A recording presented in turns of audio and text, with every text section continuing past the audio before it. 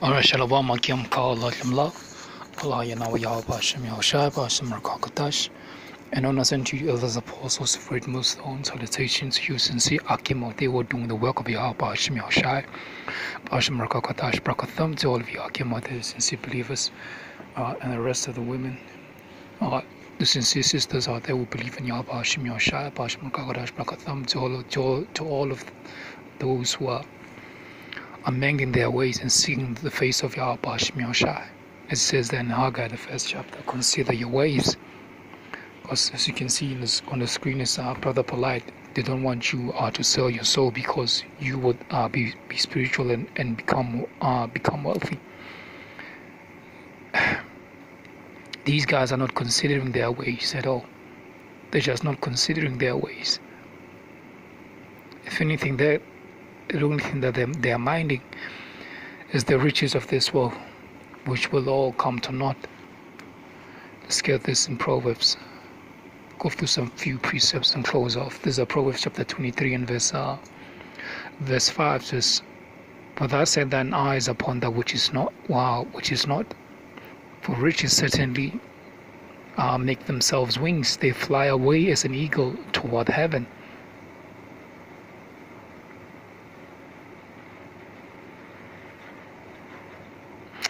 Verse 6 says, "Eat thou not the bread of him that have an evil eye, neither desire thou his dainty meats. For as he thinketh in his heart, so is he. Eat and drink, saith he to thee, but his heart is not with thee." Because this man Esau, Edom, Job 9:24, the heavens has been given into the hands of the wicked. This man's system is all defiled, and he has set up a system whereby in order for you to 12 these crumbs, the little wealth, the little sense that this man is giving you, you have to go do all kinds of wicked shit in order to have access to the very same little that guys like Polight, Brother Polight, these guys in black consciousness, all these guys are basically have sold out. All of these guys have sold out. They've sold their souls. They've given themselves over to Esau, Edom, and they're worshiping this man and his system. And they've forsaken Yahweh Shem Yahushua. They don't want to hear anything about the Heavenly Father. They also have become the adversary unto Yahweh Shem Yahushua. And they're all going to be judged. Each and every single last one of these guys, all of you going to be judged. Because this man had Esau, Edom, man, his mind is opposite to the nation of Israel. Whatever he thinks of, it is not to our benefit. It is for our downfall. He's the accuser. This man, the accuser of our brethren. Okay. In fact, let's get this precept. Because this man, this is Esau.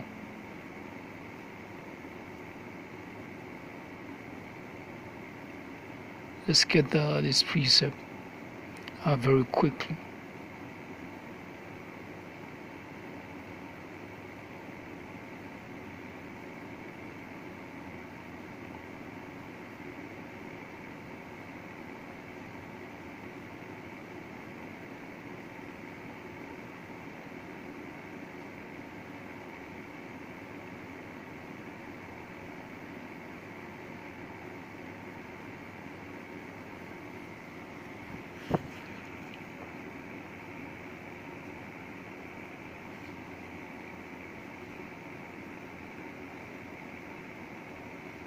Let's get this in let me see, just bear with me.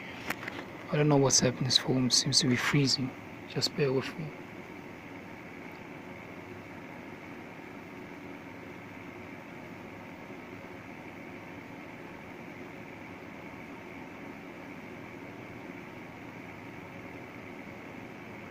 You know what? Let me just get Revelation. happens. Revelation. Let's go to Revelation chapter 12 and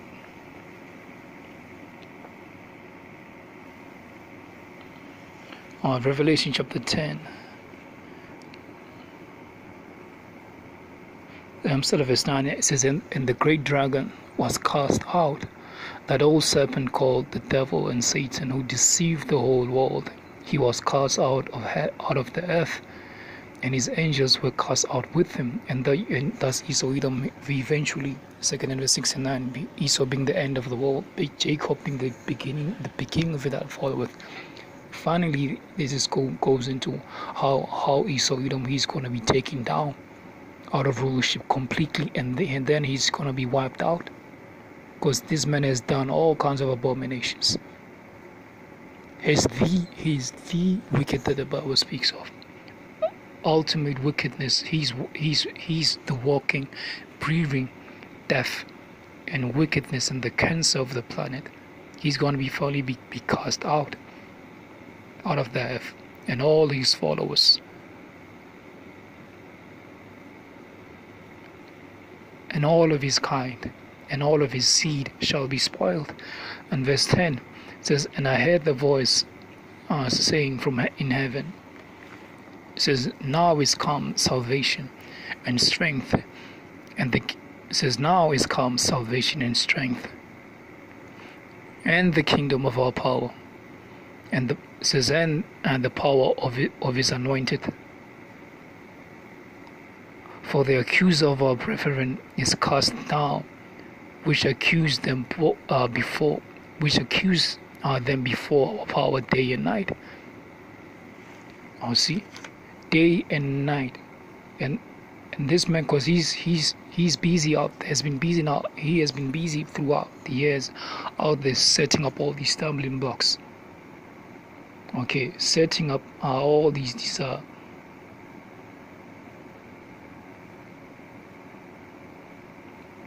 setting up all these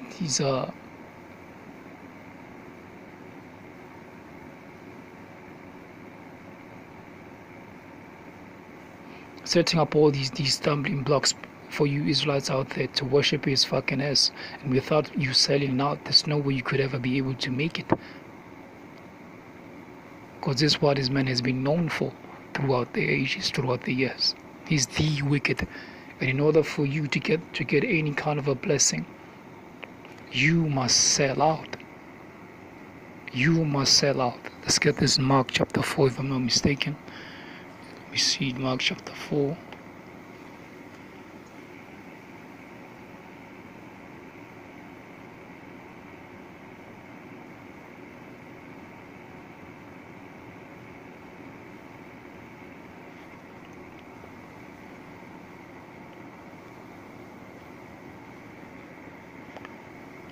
Because it's gonna give you the whole picture. So in order for you to make it in this filth and demonic world, you must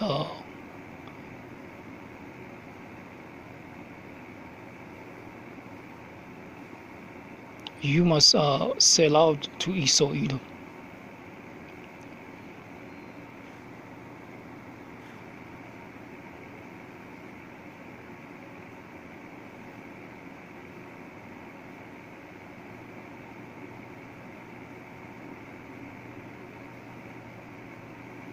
And if you are wise,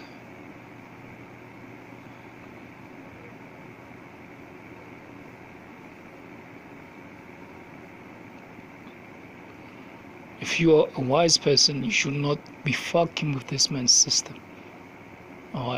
Don't you even try. Don't you even like King David said, he was envious and foolish when he saw the prosperity of the wicked. That's not the same mentality you're not supposed to be in that mentality. In fact, before I read this in Mark, let's get this in Psalms very quickly. Or else I remember it. Psalm 73. Let's get this.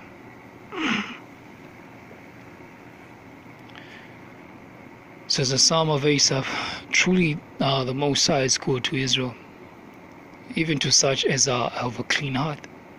Says, as for me, my feet were almost gone, my steps had nigh slipped, for I was envious at the foolish when I saw the prosperity of the wicked. For there are no bands in their death, but their strength is firm. It has been firm, all right, because they had to fulfill prophecy. They had to cover the whole planet with wickedness, because the earth has been given into their hands. They had to conquer the nations and rule them over with wickedness. But their strength and their power has been given unto by Yahawah. It has been their time appointed for them to rule, and everybody who's joined with them will not be exempt from judgment when the judgment day comes in. So you should not be envious at them. You should consider their end and know the judgment that is written therein in the Holy Scriptures, what is going to be fulfilled eventually, because we believe in this book. The whole volume of the book we do believe. For I was envious of the foolish when I saw the prosperity of the wicked. For there are no bands in their depth, but their strength is firm. But not so firm that Esau, he's going to be ruling for all eternity. There's no end of this man's wickedness. There's no end of Esau's rulership. No, the only kingdom that's going to have no end, it is the kingdom of Yasharallah, and none else. Okay.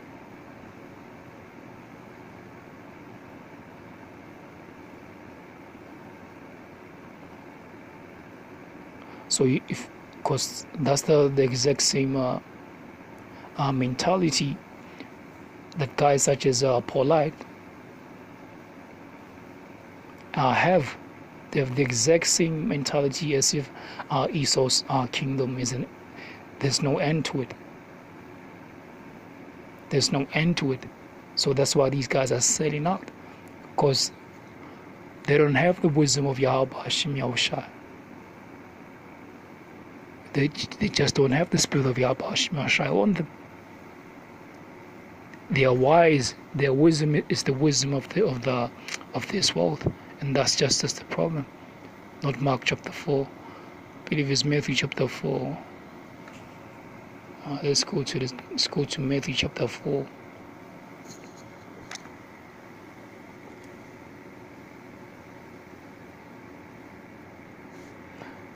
Alright, this is Matthew chapter 4.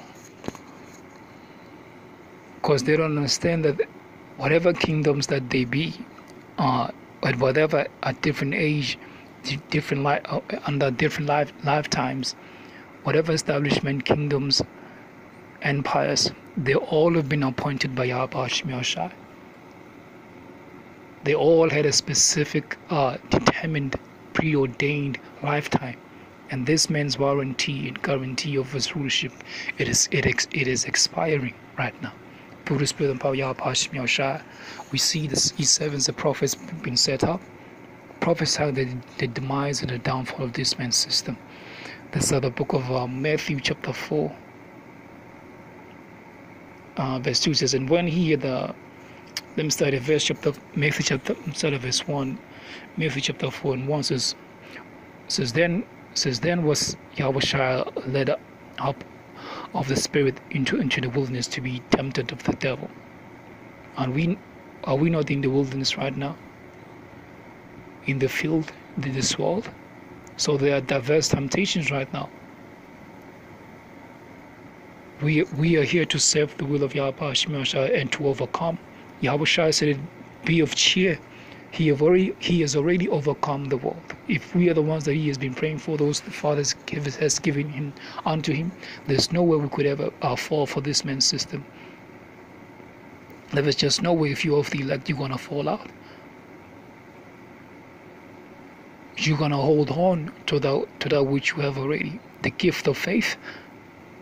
Throughout all these temptations, these temptations that are coming out, and guys such as Polight, our brother Polight, all these guys in black consciousness, even guys like Saneda, These guys, man, they have lost the battle of temptation. They've sold out. They've sold out. This is Matthew chapter 4 and verse 2 says, when he had fasted 40 days and 40 nights, he was afterward and hungered. And when the tempter came to him, he said, if thou be the Son of the Most High, you know what? Let me just go straight into the point. I don't want to make this long.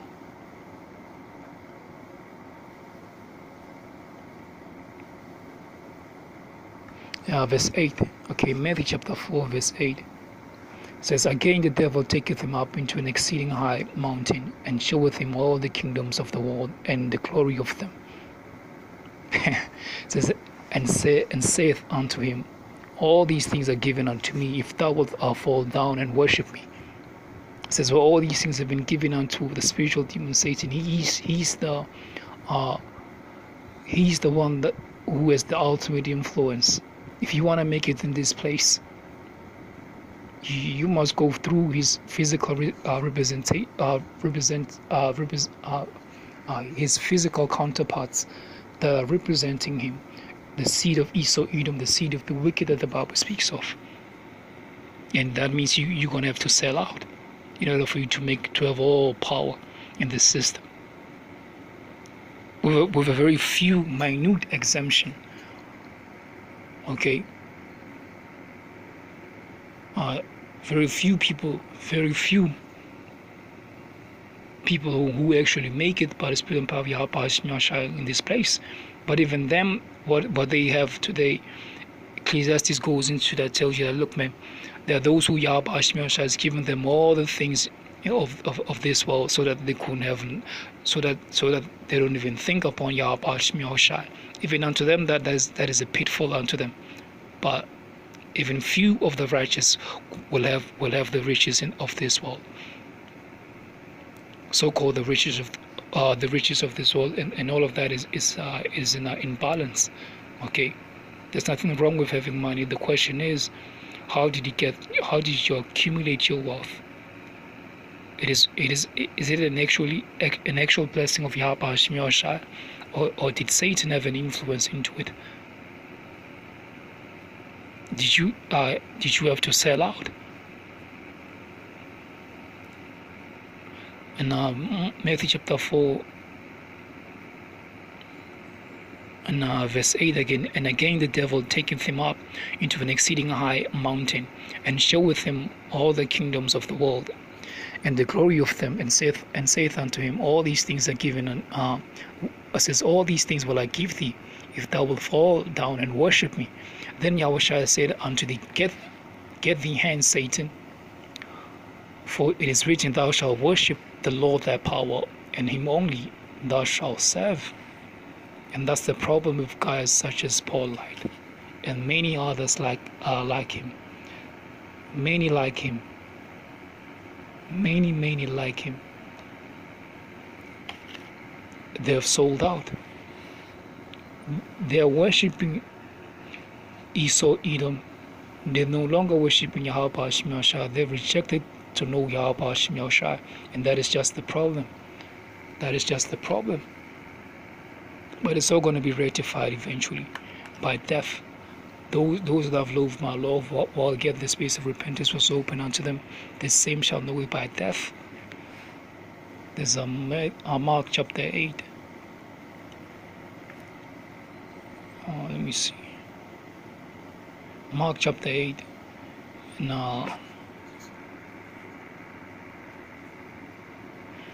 And verse 8. So, what shall the man give for in exchange? Let me see. Mark chapter 8 and verse 36. For what shall it profit the man if he shall gain the whole world, and lose his own soul? Or what shall the man give in exchange of his soul? Nothing. Nothing but death and shame. That's gonna be your promotion. That will be your promotion. In fact, let's get this in Ecclesiastes 5.